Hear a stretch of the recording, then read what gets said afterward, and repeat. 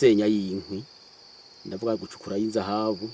ubucukuzi bw'inzahabu rero bwonona byinshi umva barasitagura ibiti bo hariho nibikoko bica bihunga kubera byavuze ibiti bibamwo ifumberi ntizahonye mugo ziri ku mushiro ifumberi n'ingurube barakunda kuzihiga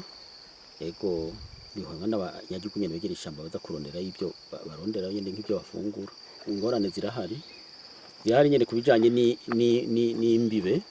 hariho abiyitirira ishamba yuko ari hariho ibice ari by'iwabo kandi atari by'iwabo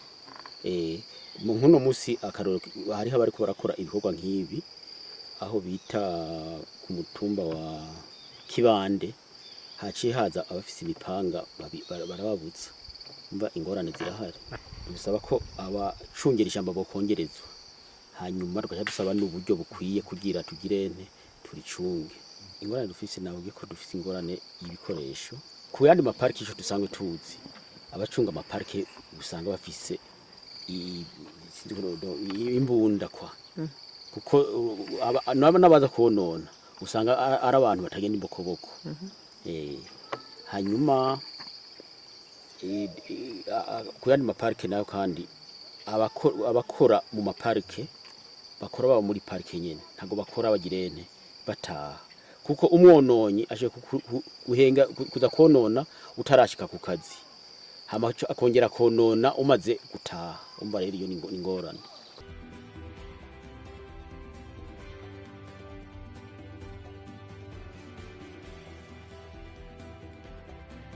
tuba turiko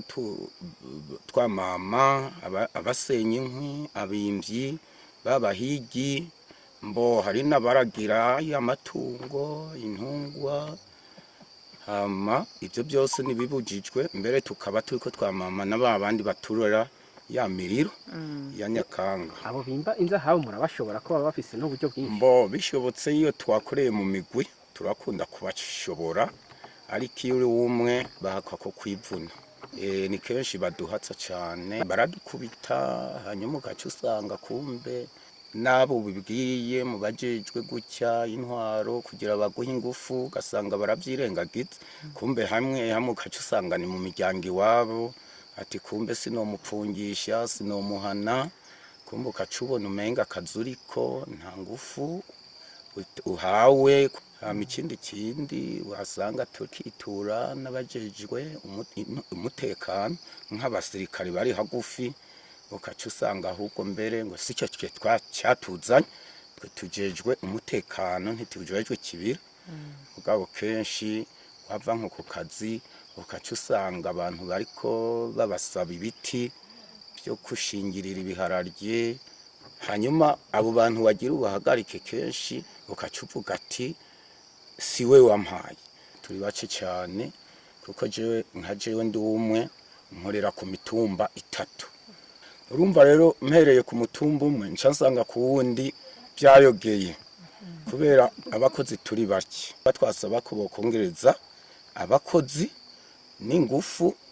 nkuko databuje yabivuze gakuko menga yego sivyo yuko tutoca twitwaza ngo imbunda dukora ikibi ariko ntihoburana akantu ko korosha abantu aturya muntu ajejwe ibi siyo kwica ntabwo ari yo kurasa umuntu niyo byoza bishika tukaziraza mu mapese ukayisinyira mu gitondo byofasha mugabo ntibingane nuko tugenda imbokoboko cyane cyane n'amagoti n'ibirato cyane cyane mbona umenga tworonswa na twatwuma tufise intunze cyane motorora kuko hari igintu amafone tugera ahantu hacokiye gose rezo utigera usubira kuyibona ariko motororo urabaza ati mbewe yo gute habari cyane cyane mbere mu byo mbona twosaba cyane mwanya kubaha mu dushikira nico hanini bitewe nuko nkorera ahantu harehare ndumwe je mbona umenga bo twongereza cyane abakozi kumbe wakorera ahantu hakeye ukumva umuntu ari karonona abazi igiti atema igiti nundi akumva harya kumbe n'ababahigi nkejo navuye ngaha ku kazi nsanga abantu bariko bahiga ngaha narashoboye kutabara ariko abo bantu bace bafata mu izosi bitewe rero n'ibi bikorwa turimwo sinaronse uburyo bwo kuza kwitura abategetsi ariko narabwiye databuja ntwara amazina y'abo bantu ndabazi n'imbwa bari bafise ndazizi. Iyo ni ingorane yose twebwe abakozi bo muri OBP tugenda duhura. Twebwe rero twasaba ubufasha mu by'ukuri nk'ibyo nababariye, nyakubahwa umukuru w'igihugu akatwongerereza nyaguhezagirwa akaduha motorora cyane, kuko aho uzofatirwa hose uca utabaza. Ciwe mbonye umuntu yishe inyamaswa iyi, imamfi iyi, inyenzi iyi, icondi iki, kuko ibyo turabifise byinshi ku bwinshi. Sinzi n'igituma ngaho mutumvishe byivuga. Hanyuma nyakubahwa nubwo buryo cyane nibikinga imvura kugira ngo izogwe mate ngaho umuntu ntamenya hondi paka nshakiye cyangwa nkingiye abonone.